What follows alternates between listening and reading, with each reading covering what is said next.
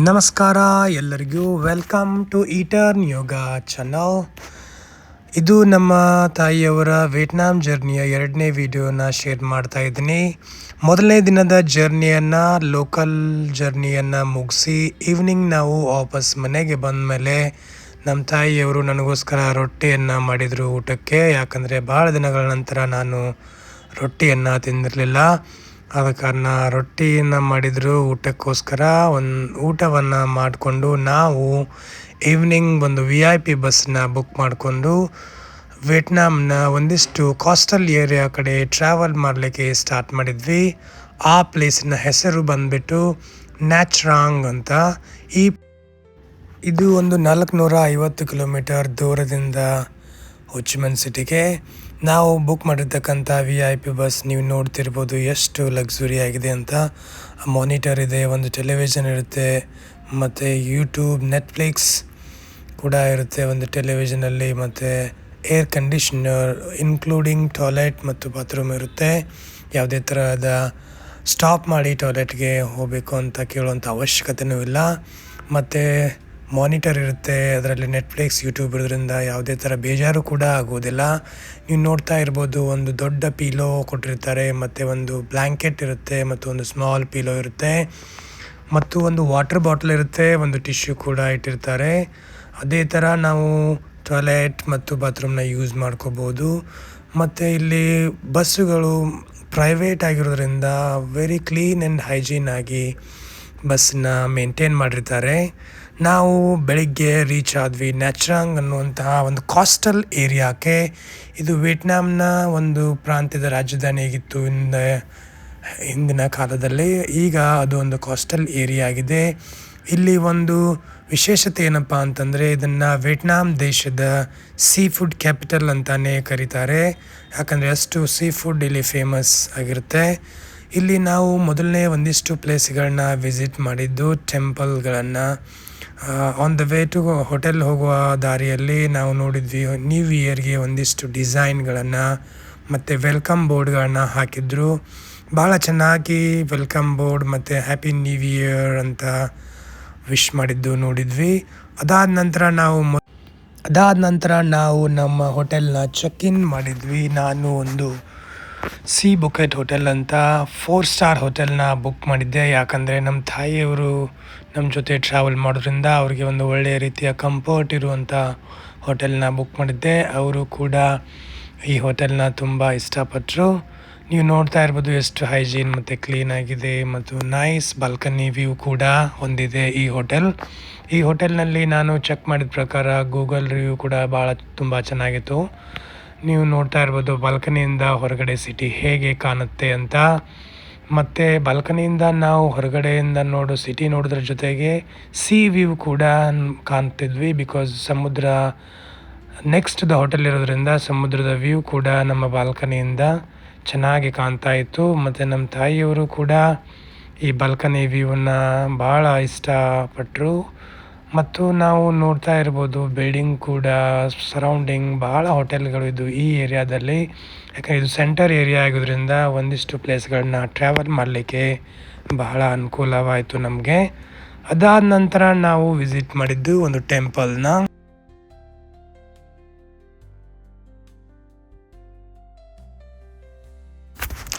ಇದು ನೆಕ್ಸ್ಟ್ ನಾವು ವಿಸಿಟ್ ಮಾಡಿರ್ತಕ್ಕಂಥ ಟೆಂಪಲ್ ಲ್ಯಾಂಗ್ ಸನ್ ಟೆಂಪಲ್ ಅಂತ. ಇದು ಒಂದು ಬುದ್ಧಿಸ್ಟ್ ಟೆಂಪಲ್ ಆಗಿರೋದ್ರಿಂದ ನ್ಯಾಚ್ರಾಂಗ್ ಸೌತರ್ನ್ ಸೆಂಟ್ರಲ್ ಕೋಸ್ಟಲ್ ಏರಿಯಾದಲ್ಲಿ ಲೊಕೇಟ್ ಆಗಿದೆ.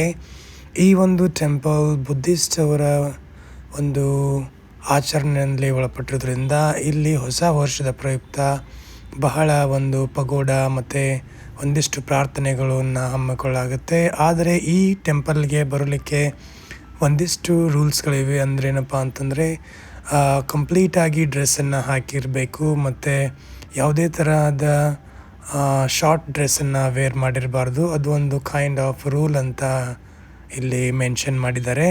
ಅದಾದ ನಂತರ ನಾವು ಯಾವುದೇ ಥರ ಬಟ್ಟೆ ಹಾಕೊಂಬಂದರೂ ಕೂಡ ವಿಸಿಟ್ ಮಾಡ್ಬೋದು. ಆದರೆ ಒಳಗಡೆ ಮೇನ್ ಟೆಂಪಲ್ ಒಳಗಡೆ ವಿಸಿಟ್ ಮಾಡಲಿಕ್ಕೆ ಆಗೋದಿಲ್ಲ.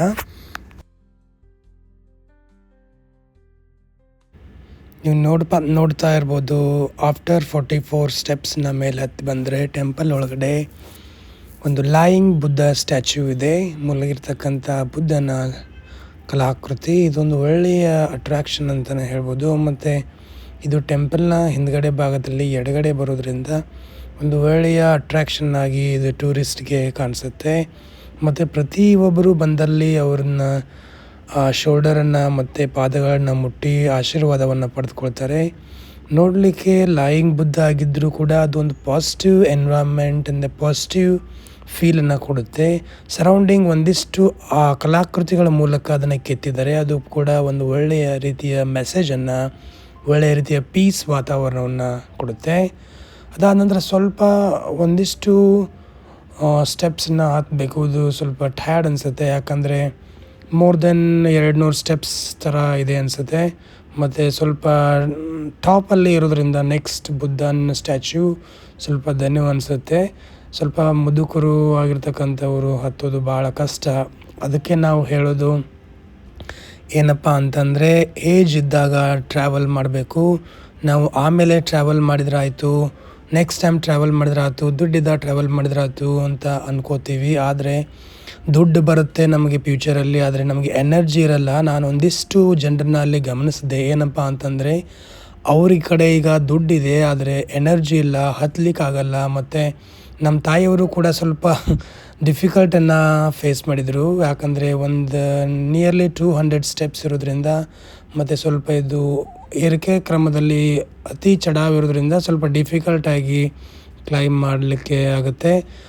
ಅದಾದ ನಂತರ ನಾವು ಮೇಲ್ಗಡೆ ಟಾಪಲ್ಲಿ ರೀಚ್ ಆದ್ವಿ. ಟಾಪ್ ನೋಡ್ತಾ ಇರ್ಬೋದು, ಒಂದು ಬುದ್ಧನ ಕಲಾಕೃತಿ ಇದೆ, ಬುದ್ಧನ ಸ್ಟ್ಯಾಚ್ಯೂ ಇದೆ. ಇದು ಲ್ಯಾನ್ಸನ್ ಪಗೋಡ ಅಂತ ಕರೀತಾರೆ. ಇಲ್ಲಿ ಹೊಸ ವರ್ಷಕ್ಕೆ ನ್ಯಾಚ್ರಾಂಗ್ನ ಲೋಕಲ್ ಪೀಪಲ್ ಮತ್ತು ಔಟ್ಸೈಡ್ ಫಾರಿನ್ ವಿಸಿಟರ್ಸ್ ಕೂಡ ವಿಸಿಟ್ ಮಾಡಿ ತಮ್ಮ ಹೊಸ ವರ್ಷದ ಪ್ರೇಯರ್ನ ಮಾಡ್ತಾರೆ. ಪ್ರೇಯರ್ನ ಮಾಡೋ ಮುಖಾಂತರ ಬುದ್ಧನಲ್ಲಿ ಒಂದಿಷ್ಟು ಅವರವರ ಇಚ್ಛೆಗೆ ಅನುಸಾರವಾಗಿ ಪಗೋಡ ನಮಸ್ಕಾರ ಮಾಡೋದು, ಫೋಟೋ ಮತ್ತು ವಿಡಿಯೋನ ತೆಗೆದುಕೊಳ್ಳೋದು ಮಾಡ್ತಾ ಇದ್ದರು. ನಂತರ ನಾವು ಮತ್ತು ನಮ್ಮ ತಾಯಿಯವರು ಕೂಡ ಒಂದಿಷ್ಟು ಊದುಬತ್ತಿಯನ್ನು ಬೆಳಗ್ಬಿಟ್ಟು ನಮಸ್ಕಾರ ಮಾಡಿ ಬುದ್ಧನ ಆಶೀರ್ವಾದವನ್ನು ಪಡೆದುಕೊಂಡು ನಾವು ನಮ್ಮ ಜರ್ನಿಯನ್ನು ಸ್ಟಾರ್ಟ್ ಮಾಡಿದ್ವಿ. ನಮ್ಮ ತಾಯಿಯವರಿಗೂ ಕೂಡ ಬುದ್ಧ ಮತ್ತು ಪಗೋಡ ಮತ್ತು ದೈವ ಭಕ್ತಿಯಲ್ಲಿ ಸ್ವಲ್ಪ ನಂಬಿಕೆ ಜಾಸ್ತಿ. ಹೀಗಾಗಿ ಅವರು ಟೆಂಪಲನ್ನು ವಿಸಿಟ್ ಮಾಡಲಿಕ್ಕೆ ಮತ್ತು ಪೂಜೆ ಪುನಸ್ಕಾರ ಪಗೋಡವನ್ನು ಮಾಡಲಿಕ್ಕೆ ಅವರಿಗೆ ಒಂದಿಷ್ಟು ಇಂಟ್ರೆಸ್ಟ್ ಜಾಸ್ತಿ ಇದೆ. ಆದ್ದರಿಂದ ಅವರಿಗೆ ಮೊದಲನೇ ನಾವು ಟೆಂಪಲ್ಗೆ ಕರ್ಕೊಂಡು ಹೋಗಿದ್ದು ಬಹಳ ಖುಷಿ ಅನ್ನಿಸ್ತು. ಮತ್ತು ಇಲ್ಲಿಯ ಒಂದು ಟೆಂಪಲನ್ನು ನೋಡಿ ಒಂದಿಷ್ಟು ಅವರಿಗೆ ಡಿಫ್ರೆಂಟ್ ಫೀಲ್ ಆಯಿತು. ಅದಾದ ನಂತರ ನಾವು ಆ ಟೆಂಪಲನ್ನ ಮುಗಿಸ್ಕೊಂಡು ಹೊರಗಡೆ ಬಂದು ಇನ್ನೊಂದು ಒಳ್ಳೆಯದಾಗಿರ್ತಕ್ಕಂಥ ಟೆಂಪಲ್, ಇದು ಬಹಳ ಫೇಮಸ್ ಆಗಿರ್ತಕ್ಕಂಥ ಟೆಂಪಲನ್ನು ವಿಸಿಟ್ ಮಾಡಿದ್ವಿ. ನೀವು ನೋಡ್ತಾ ಇರ್ಬೋದು ವೆಲ್ಕಮಲ್ಲಿ ಹೇಗೆ ಫ್ಲವರ್ಸ್ ಡೆಕೋರೇಷನಿಂದ ಕಲಾಕೃತಿ ಹೊಂದಿದೆ ಅಂತ. ಇದು ಗಾರ್ಡನ್, ಇದು ಕೇವಲ ನೋಡ್ಬೋದು ನೀವು.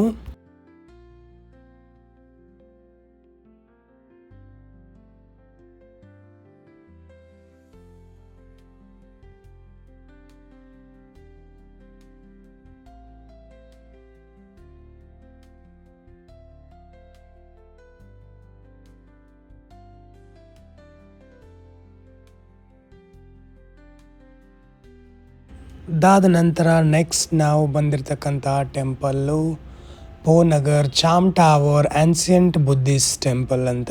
ಈ ಟೆಂಪಲಲ್ಲಿ ಒಂದಿಷ್ಟು ವಿಶೇಷತೆಯನ್ನು ನಾನು ಗಮನಿಸಿದ್ದೇನಪ್ಪ ಅಂದರೆ, ಇಲ್ಲಿ ಒಂದಿಷ್ಟು ನಮ್ಮ ಹಿಂದೂ ದೇವಾಲಯದ ಸಂಸ್ಕೃತಿಯ ಥರನೇ ಇದೆ. ಮತ್ತು ಹಿಂದೂ ದೇವಾಲಯಗಳ ಕಲಾಕೃತಿಗಳನ್ನ ಇಲ್ಲಿ ನಾನು ಗಮನಿಸಿದೆ. ಏನಪ್ಪ ಅಂದರೆ, ಒಂದಿಷ್ಟು ಈಶ್ವರ ಮೂರ್ತಿ ಮತ್ತು ಈಶ್ವರ ಲಿಂಗಗಳು ಈ ಒಂದು ಟೆಂಪಲ್ನಲ್ಲಿ ಸ್ಟ್ಯಾಚ್ಯೂಗಳು ಇನ್ನೂ ಕೂಡ ಪೂಜೆಯನ್ನು ಮಾಡ್ತಾ ಇದ್ದಾರೆ. ಇದೊಂದು ವಿಶೇಷತೆಯನ್ನು ನಾನು ಗಮನಿಸಿದೆ. ಈ ಟೆಂಪಲ್ನನ್ನು ಮುಗಿಸ್ಕೊಂಡು ನಮಗೆ ಮಧ್ಯಾಹ್ನ ಆಯಿತು. ನಾವು ಲಂಚ್ ಮಾಡಿಕೊಂಡು ನಾವು ನೆಕ್ಸ್ಟು ಪ್ಲೇಸಿಗೆ ಬಂದ್ವಿ. ಆ ಪ್ಲೇಸ್ ಬಂದುಬಿಟ್ಟು ನ್ಯಾಚ್ರಾಂಗ್ನ ವಿನ್ ವಂಡರ್ಸ್ ಅಂತ, ವಿನ್ಪರ್ ಲ್ಯಾಂಡ್ ಅಂತ ಕರೀತಾರೆ. ಇದು one of the best place to visit Nha Trang ಅಂತಾನೆ ಹೇಳ್ಬೋದು. ವಿಯೆಟ್ನಾಂನಲ್ಲಿ ಒಂದಿಷ್ಟು ಲೊಕೇಶನ್ಗಳಲ್ಲಿ ವಿನ್ಪರ್ ಲ್ಯಾಂಡ್, ವಿನ್ ವಂಡರ್ಸ್ ಅಂತ ಒಂದಿಷ್ಟು ಲೊಕೇಟ್ ಆಗಿವೆ. ಈ ಒಂದು ಪ್ಲೇಸ್ಗಳು ಟೂರಿಸ್ಟ್ಗಳನ್ನ ಮತ್ತು ಲೋಕಲ್ ಪೀಪಲ್ನ ಎಷ್ಟು ಆಕರ್ಷಣಕವಾಗಿ ಮಾಡುತ್ತೆ ಅಂತಂದರೆ, ಈ ಒಂದು ಪ್ಲೇಸ್ಗಳು ಐಲ್ಯಾಂಡಲ್ಲಿ ಲೊಕೇಟ್ ಆಗಿರೋದ್ರಿಂದ ಒಂದಿಷ್ಟು ಕೇಬಲ್ ಕಾರ್ ಮತ್ತು ಒಂದಿಷ್ಟು ಎಂಡ್ಲೆಸ್ ಗೇಮ್ಗಳು ಈ ಒಂದು ಪ್ಲೇಸ್ನಲ್ಲಿ ಇವೆ. ಇಲ್ಲಿ ಬರಬೇಕಾದ್ರೆ ನಾವು ಕೇಬಲ್ ಕಾರ್ ಮುಖಾಂತರ 9 ಕಿಲೋಮೀಟರ್ನ ಒಂದು ಸಿಯಲ್ಲಿ ಐಲ್ಯಾಂಡ್ಗೆ ತಲುಪ್ತೇವೆ ಈ ಒಂದು ಕೇಬಲ್ ಕಾರ್ನ ಮುಖಾಂತರ. ನಮ್ಮ ತಾಯಿಯವರು ಕೇಬಲ್ ಕಾರ್ನ ಹತ್ತಿದಾಗ ಭಾಳ ಎಕ್ಸೈಟಲ್ಲಿ ಅವರಿಗೆ ಸ್ವಲ್ಪ ಭಯ ಅನ್ನಿಸ್ತು. ಯಾಕಂದರೆ ಇದು ಸಮುದ್ರದ ನಟ್ಟ ನಡುವಿನಲ್ಲಿ ಕೇಬಲ್ ಕಾರ್ ಮುಖಾಂತರ ಹೋಗೋದ್ರಿಂದ ಒಂದು ಭಯದ ವಾತಾವರಣ ಕೂಡ ಅನಿಸುತ್ತೆ. ಬಿಗಿನಿಂಗಲ್ಲಿ ಯಾರಾದರೂ ಟ್ರಾವೆಲ್ ಮಾಡ್ತಾಯಿದ್ರೆ ಹೆಣ್ಮಕ್ಳಿಗೆ ಆಯಿತು ಅದೆಲ್ಲ ಸ್ವಲ್ಪ ಭಯ ಅಂತ ಅನಿಸುತ್ತೆ. ಅದಾದ ನಂತರ ನಮ್ಮ ತಾಯಿಯವ್ರು ನೋಡ್ತಿರ್ಬೋದು ಇಲ್ಲಿ ಎಷ್ಟು ಫೀಲ್ ಮಾಡ್ತಾಯಿದ್ರು ಅವ್ರಿಗೆ ಸ್ವಲ್ಪ ಭಯ ಕೂಡ ಅನಿಸ್ತಾ ಇತ್ತು. ನಾನಿದ್ದಾದರೂ ನೀವು ಈ ಥರ ಅಂತ ಹೇಳಿದರೆ ನಾನು ಇಲ್ಲಿ ಬರ್ತಾನೆ ಇರಲಿಲ್ಲ, ನಾನು ಅಲ್ಲೇ ವೇಟ್ ಮಾಡ್ತಿದ್ದೆ ನಿಮಗೋಸ್ಕರ ಅಂತ ಹೇಳ್ತಾಯಿದ್ರು. ಇಲ್ಲಿ ನೋಡ್ಬೋದು ಸುತ್ತಲೂ ಸಮುದ್ರ. ಜಸ್ಟ್ ಈ ಕೇಬಲ್ ಕಾರ್ನ ಮೂಲಕ ನಾವು 9 ಕಿಲೋಮೀಟರ್ನ ಸಮುದ್ರವನ್ನು ದಾಟಿ ಐಲ್ಯಾಂಡ್ಗೆ ಪ್ರವೇಶವನ್ನು ಮಾಡಿದ್ವಿ. ಈ ಒಂದು ಐಲ್ಯಾಂಡ್ನಲ್ಲಿ ಇದು ಲೊಕೇಟ್ ಆಗಿದೆ ವಿನ್ಪರ್ ಲ್ಯಾಂಡ್ ಅಂತ. ಈ ಒಂದು ಸಂಸ್ಥೆಯು ಎಂಡ್ಲೆಸ್ ಗೇಮ್ಸ್, ಎಂಡ್ಲೆಸ್ ಎಕ್ಸ್ಪೀರಿಯನ್ಸ್ನ ಈ ಒಂದು ಐಲ್ಯಾಂಡ್ನಲ್ಲಿ ನಿರ್ಮಾಣ ಮಾಡಿದರೆ. ಇದು ಒಂದು ಸ್ವಲ್ಪ ಟಿಕೆಟ್ ಎಕ್ಸ್ಪೀರಿಯನ್ಸಲ್ಲಿ ಎಕ್ಸ್ಪೆನ್ಸಿವ್ ಅನಿಸ್ಬೋದು, ಆದರೆ ಈ ಒಂದು ಜಾಗಕ್ಕೆ ನೀವು ಒಂದು ದಿನ ಬಂದರೆ ಇಡೀ ದಿನ ನಾವು ಇಲ್ಲಿ ಸ್ಪೆಂಡ್ ಮಾಡ್ಬೋದು. ಯಾಕಂದರೆ ಅಷ್ಟು ಗೇಮ್ಗಳು, ಅಷ್ಟು ಡಿಫ್ರೆಂಟ್ ಎಕ್ಸ್ಪೀರಿಯನ್ಸ್ ಮತ್ತು ಪ್ಲೇಸಸ್, ಆ್ಯನಿಮಲ್ಸ್ ಎಲ್ಲನೂ ನಾವು ಈ ಒಂದು ಜಾಗದಲ್ಲಿ ನೋಡ್ಬೋದು. ಇದು ಮಕ್ಕಳಿಗೆ ಆಯಿತು, ಯೂತ್ಸ್ಗೆ ಆಯಿತು, ದೊಡ್ಡವರಿಗೆ ಆಯಿತು, ಎಲ್ಲರಿಗೂ ಕೂಡ ಒಂದು ಒಳ್ಳೆಯ ಎಕ್ಸ್ಪೀರಿಯನ್ಸ್ ಮಾಡುತ್ತೆ. ಮತ್ತು ಯಾವುದೇ ಥರ ಬೋರಿಂಗನ್ನು ಈ ಪ್ಲೇಸ್ನಲ್ಲಿ ನಮಗೆ ಆಗೋಕ್ಕೆ ಬಿಡಲ್ಲ. ಯಾಕಂದರೆ ಈ ಐಲ್ಯಾಂಡ್ನಲ್ಲಿ ಗೇಮ್ಗಳು ಇರೋದ್ರ ಜೊತೆಗೆ ಒಂದಿಷ್ಟು ಅಕ್ವಾರಿಯಂ, ಫಿಶ್ ಮತ್ತು ಮ್ಯೂಸಿಯಂ ಮತ್ತು ಗೇಮ್ಸ್ ಕೂಡ ಇವೆ. ಒಂದಿಷ್ಟು ಆ್ಯನಿಮಲ್ನ ಸಂಗ್ರಹ ಕೂಡ ಇಲ್ಲಿದೆ, ಪ್ರಾಣಿ ಸಂಗ್ರಹಾಲಯ ಮತ್ತು ಡಿಫ್ರೆಂಟ್ ಆ್ಯನಿಮಲ್ಸ್ನ ಸಂಗ್ರಹಾಲಯನ ಮಾಡಿದ್ದಾರೆ. ಒಂದಿಷ್ಟು ಮ್ಯಾಜಿಕಲ್ ಶೋಸ್ ಮತ್ತು ಒಂದಿಷ್ಟು ಮ್ಯಾಜಿಕ್ ಡ್ಯಾನ್ಸ್ ಕೂಡ ಈ ಒಂದು ಐಲ್ಯಾಂಡ್ನಲ್ಲಿ ಇರೋದ್ರಿಂದ ನಮಗೆ ಯಾವುದೇ ತರಹದ ಬೋರು ಕೂಡ ಇಲ್ಲಿ ಅನಿಸಲ್ಲ. ನೀವು ನೋಡ್ತಾ ಇರ್ಬೋದು ಎಷ್ಟು ಚೆನ್ನಾಗಿದೆ ಸಮುದ್ರ, ಅದರ ವ್ಯೂ ಮತ್ತು ಅದರ ದೂರ ಕ್ರಮಿಸುವಂಥ ಕೇಬಲ್ ಕಾರ್ಗಳು ಸರೌಂಡಿಂಗ್ ನೋಡ್ತಾ ಇರ್ಬೋದು. ಅವರು ಯಾವ ಒಂದು ಧೈರ್ಯದ ಮೇಲೆ ಈ ಒಂದು ಸ್ಟೆಪ್ಸನ್ನು ತೊಗೊಂಡಿದ್ದಾರೆ ನನಗೆ ಗೊತ್ತಿಲ್ಲ, ಆದರೆ ಅವರು ಈ ಒಂದು ಡಿಸೈನ್ ಮಾಡಿದವ್ರಿಗೆ ಮತ್ತು ಈ ಒಂದು ಕೇಬಲ್ ಕಾರನ್ನು ಮಾಡಿದವ್ರಿಗೆ ನಿಜವಾಗ್ಲೂ ಹ್ಯಾಂಡ್ಸ್ ಆಫ್ ಅಂತಲೇ ಹೇಳ್ಬೋದು. ಯಾಕಂದರೆ ನಾವು ಟ್ರಾವೆಲ್ ಮಾಡಬೇಕಾದಾಗ ಯಾವುದೇ ಥರದ ಭಯ ಕೂಡ ಆಗಲ್ಲ. ಯಾಕಂದರೆ ಅಷ್ಟು 5 ಸ್ಟಾರ್ ರೇಟಿಂಗ್ ಸೇಫ್ಟಿಯಲ್ಲಿ ಇಟ್ಟು ಈ ಒಂದು ಕೇಬಲ್ ಕಾರ್ನ ಮಾಡಿದ್ದಾರೆ. ರಿಯಲಿ ಅದು ಅದ್ಭುತ ಅಂತಲೇ ಹೇಳ್ಬೋದು. ಅದನ್ನ ಎಕ್ಸ್ಪೀರಿಯೆನ್ಸ್ ಮಾಡಿದಾಗ ನಿಮಗೂ ಕೂಡ ಅದು ಅರ್ಥ ಆಗುತ್ತೆ.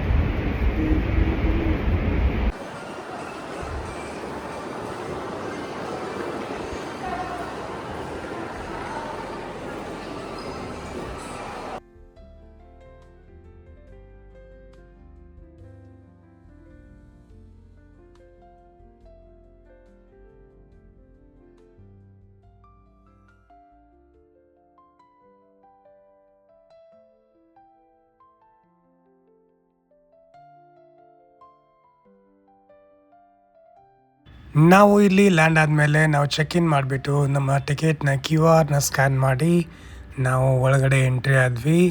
ನೀವು ಒಳಗಡೆ ಎಂಟ್ರಿ ಆದಮೇಲೆ ನೋಡ್ತಾ ಇರ್ಬೋದು ಎಷ್ಟು ಚೆನ್ನಾಗಿ ಡಿಸೈನ್ಸ್ ಇದೆ. ಈ ಒಂದು ವಿನ್ಬರ್ಲ್ಯಾಂಡ್ನ ಕಂಪ್ಲೀಟ್ ಕಲಾಕೃತಿ ಮತ್ತು ವಿನ್ಯಾಸ ಡಿಸೈನ್ನ ಫ್ರೆಂಚ್ ಮಾದರಿಯಲ್ಲಿ ಮಾಡಿದ್ದಾರೆ. ಯಾಕಂದರೆ ವಿಯೆಟ್ನಾಮನ್ನು ಆಯ್ದು ಫ್ರೆಂಚ್ ಆಗಿರೋದ್ರಿಂದ ಅವ್ರ ಒಂದಿಷ್ಟು ಕಾನ್ಸೆಪ್ಟ್ ಮತ್ತು ಒಂದಿಷ್ಟು ಕಲಾಕೃತಿಗಳು, ಒಂದಿಷ್ಟು ಅವರ ಐಡಿಯಾಲಜಿಗಳು ಫ್ರೆಂಚ್ ಆಕೃತಿಯಲ್ಲಿ ಇಲ್ಲಿ ನೀವು ನೋಡ್ತಾ ಇರ್ಬೋದು. ಯಾವ ಥರ ಫ್ರೆಂಚ್ನಲ್ಲಿ ಬಿಲ್ಡಿಂಗ್ಸ್ ಇರುತ್ತೋ, ಪ್ಯಾರಿಸ್ ಮತ್ತು ಇಟಲಿಯಲ್ಲಿ ನಾವು ಯಾವ ಥರ ಕಲಾಕೃತಿಗಳು, ಬಿಲ್ಡಿಂಗ್ಗಳು ಕಾಣ್ತೇವೋ ಆ ಥರ ಒಂದಿಷ್ಟು ಬಿಲ್ಡಿಂಗ್ಗಳು ಮತ್ತು ಈ ಸಂಪೂರ್ಣವಾದ ಕಲಾಕೃತಿಯನ್ನು ಅವರು ಫ್ರೆಂಚ್ ಮಾದರಿಯಲ್ಲಿ ಮಾಡಿದ್ದಾರೆ.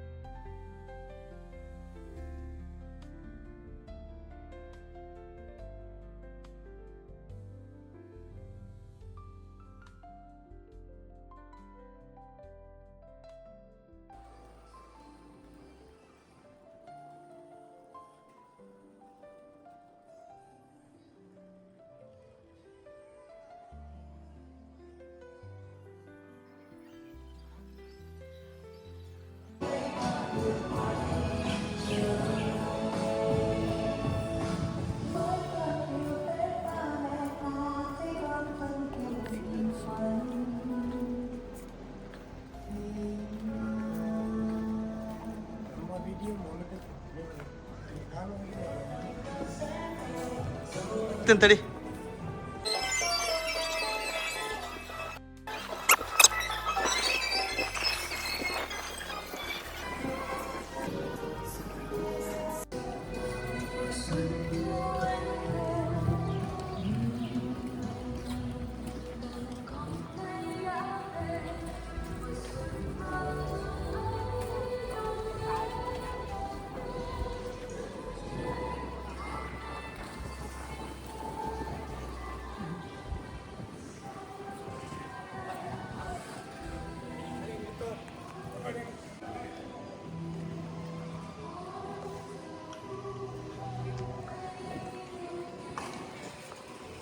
ಫೋಟೋ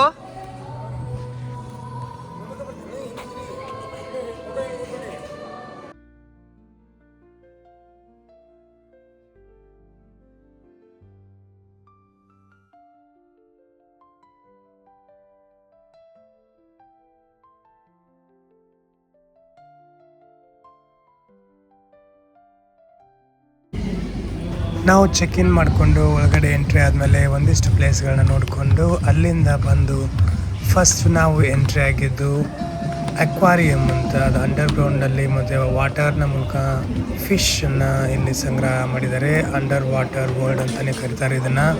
ಇಲ್ಲಿ ನೋಡ್ತಾ ಇರ್ಬೋದು ಎಷ್ಟು ಚೆನ್ನಾಗಿದೆ ಅಂತ. ಬನ್ನಿ ತೋರಿಸ್ತೀನಿ.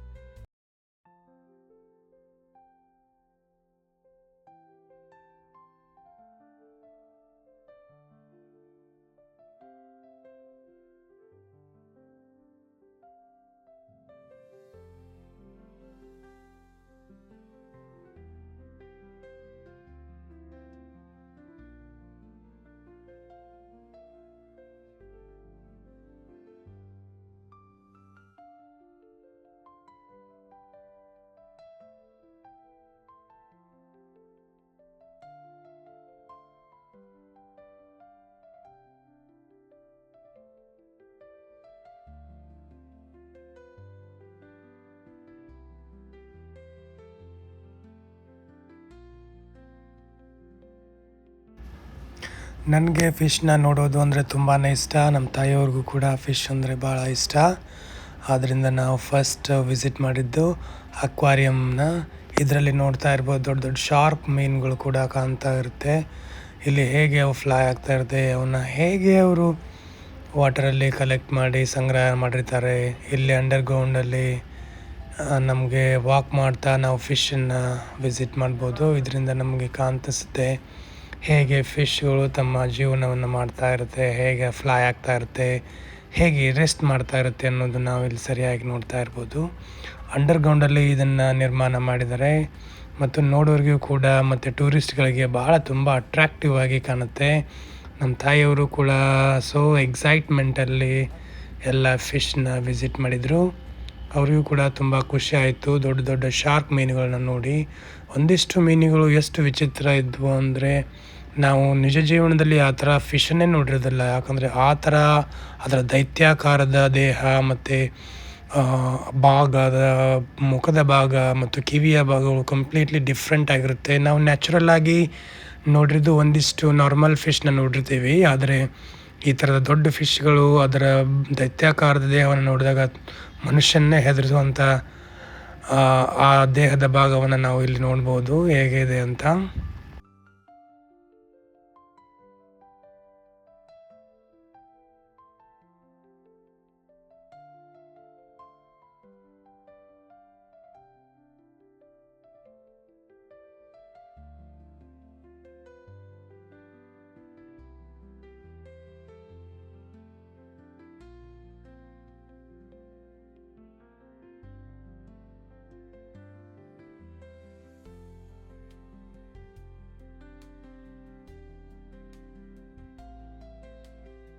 ಇಲ್ಲಿ ನೋಡ್ಬೋದು ನೀವು ಒಂದಿಷ್ಟು ಫಿಶ್ನ ಫುಡ್ನ ರಿಲೀಸ್ ಮಾಡ್ತಾ ಇದ್ದಾರೆ. ಆ ಒಂದು ಮಾರ್ಗದ ಮೂಲಕ ಫಿಶ್ಗೆ ಬೇಕಾಗಿರ್ತಕ್ಕಂಥ ಫುಡ್ಡನ್ನು ಅವರು ರಿಲೀಸ್ ಮಾಡ್ತಾ ಇದ್ದಾರೆ.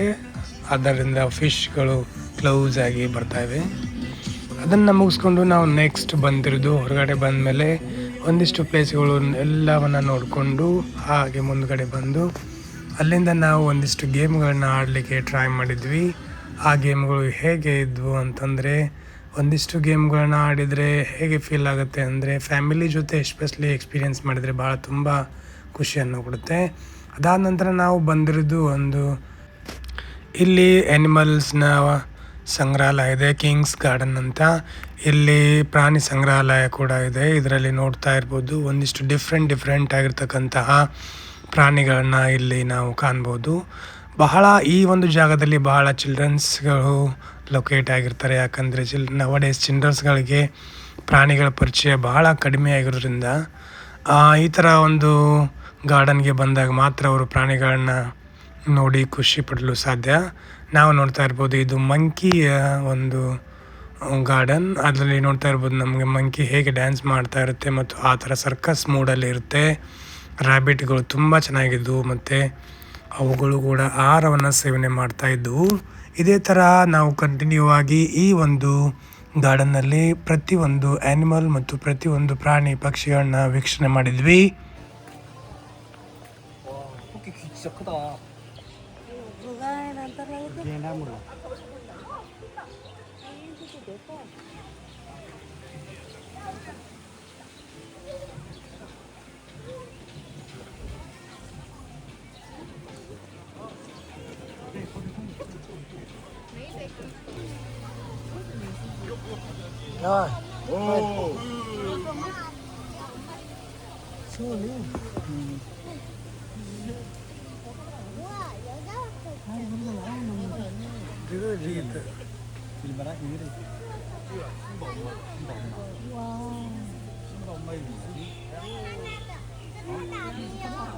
ಬಾಲ ತಗಂಗಿಲ್ರಿ, ಬಾಲ ಒಂದು ಜೊತೆ ಎತ್ತೀನಿ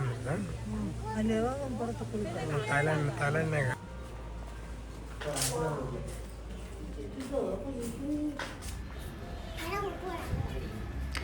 ಇಲ್ಲಿ ಬಂತು ನೋಡ್ರಿ ನಮ್ಮದು ಬೆಂಗಾಲ್ ಟೈಗರ್. ನಮ್ಮ ಇಂಡಿಯಾದ ಬೆಂಗಾಲ್ ಟೈಗರ್ ಅಂತಲೇ ಫೇಮಸ್ ಆಗಿರ್ತಕ್ಕಂಥ ಟೈಗರ್ ರೀ. ಈ ಒಂದು ಟೈಗರ್ನ ನೋಡಲಿಕ್ಕೆ ಎಷ್ಟು ಚೆನ್ನಾಗಿರುತ್ತೆ ಮತ್ತು ಅದರ ಆಕಾರ ಹೇಗೆ ಗರ್ಜಿಸುತ್ತೆ ಅಂತಂದರೆ ಆ ಒಂದು ಟೈಗರ್ನ ನೋಡಿದರೆ ತುಂಬ ಖುಷಿ ಅನಿಸುತ್ತೆ. ಯಾಕಂದರೆ ಅದು ನಮ್ಮ ದೇಶದ್ದು ನಮ್ಮ ಒಂದು ದೇಶದ ಬ್ರೈಡ್ ಆಗಿರ್ತಕ್ಕಂಥ ಹುಲಿ ಅಂತ ಟೈಗರ್. ನೀವು ನೋಡ್ತಾ ಇರ್ಬೋದು ಇಲ್ಲಿ ಒಂದಿಷ್ಟು ಜಿಂಕೆಗಳು, ಹೀಗೆ ಹಲವಾರು ಪ್ರಾಣಿಗಳ ಸಂಗ್ರಹಾಲಯ ಈ ಒಂದು ಜಾಗದಲ್ಲಿ ಇದೆ. ಮತ್ತು ಅದಾದ ನಂತರ ನೀವು ನೋಡ್ತಾ ಇರ್ಬೋದು ಸುತ್ತಲೂ ಎತ್ತ ನೋಡಿದರೂ ಗ್ರೀನರಿ ಎಷ್ಟು ಕ್ಲೀನಾಗಿರುತ್ತೆ ಮತ್ತು ಕಂಪ್ಲೀಟಾಗಿ ಗ್ರೀನರಿಯಿಂದ, ಗಿಡಗಳಿಂದ, ಮರಗಳಿಂದ, ಹೂಗಳಿಂದ ತುಂಬಿರುತ್ತೆ. ಮತ್ತು ಆಟವಾಡಲು ಹುಡುಗರಿಗೆ ಅಥವಾ ಯಂಗ್ ಜನ್ರೇಷನ್ಗೆ ಬಹಳ ಒಂದು ಪ್ಲೇಸ್ಗಳು ಇಲ್ಲಿ ಇದರಿಂದ. ಈ ಒಂದು ವಿನ್ಪರ್ಲ್ಯಾಂಡ್ಗೆ ವಿಸಿಟ್ ಮಾಡಿದರೆ ನಿಮ್ಮ ಯಾವುದೇ ಥರ ಆದಕ್ಕಂಥ ದುಡ್ಡಿಗೆ ಮೋಸ ಆಗೋದಿಲ್ಲ. ಇಲ್ಲಿ ಇದಾದ ನಂತರ ನಾವು ಬಂದಿದ್ದು ಒಂದು ಗೇಮ್ ಆಡಬೇಕು ಅಂತ ನಮ್ಮ ತಾಯಿ ಜೊತೆ. ಅದು ಒಂದು ಕೇಬಲ್ ಕಾರ್ ಥರನೇ, ಇದು ಒಂದು ಕೇಬಲ್ ಟ್ರೈನ್. ಇದರಲ್ಲಿ ನಾವು ಟ್ರೈನ್ ಎಕ್ಸ್ಪೀರಿಯೆನ್ಸ್ ಮಾಡ್ಬೋದು. ಒಂದಿಷ್ಟು ಆಕಾರದಲ್ಲಿ ಇದು ಟ್ರಾವೆಲ್ ಆಗೋದ್ರಿಂದ ಒಂದಿಷ್ಟು ಭಯ ಪಡಿಸುತ್ತೆ ಮತ್ತು ಹೊಸದಾಗಿ ಪ್ಲೇ ಮಾಡೋರಿಗೆ, ಆಡೋರಿಗೆ ತುಂಬಾ ಭಯ ಅನಿಸುತ್ತೆ. ನಾವು ಕೂಡ ನೋಡ್ಬೋದು ಇಲ್ಲಿ ನಮ್ಮ ತಾಯಿ ಇವರು ಎಕ್ಸೈಟಲ್ಲಿದ್ದಾರೆ.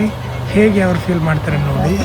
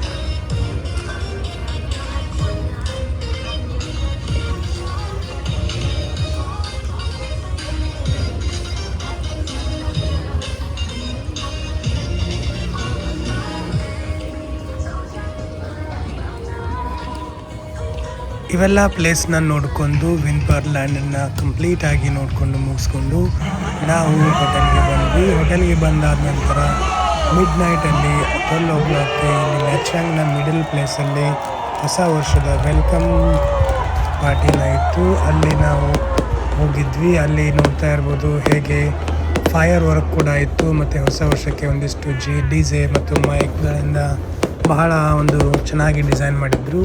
ನಾವು ಇದನ್ನು ನೋಡಿ ಭಾಳ ಖುಷಿಯಾಯಿತು. ಮತ್ತು ಎಲ್ಲರಿಗೂ ಹೊಸ ವರ್ಷದ ಆರ್ಥಿಕ ಶುಭಾಶಯಗಳು ಅಂತ ಹೇಳ್ತಾ ನನ್ನ ಈ ಒಂದು ವಿಡಿಯೋನ ಇಲ್ಲಿಗೆ ಮುಗಿಸ್ತಾ ಇದ್ದೀನಿ. ಮತ್ತೆ ಸಿಗೋಣ ಮುಂದಿನ ಭಾಗದಲ್ಲಿ. ಎಲ್ಲರಿಗೂ ನಮಸ್ಕಾರ. See you again with next video. Please do subscribe, like and share, comment on my channel. Thank you everyone. ನಮಸ್ತೆ. Have a good time.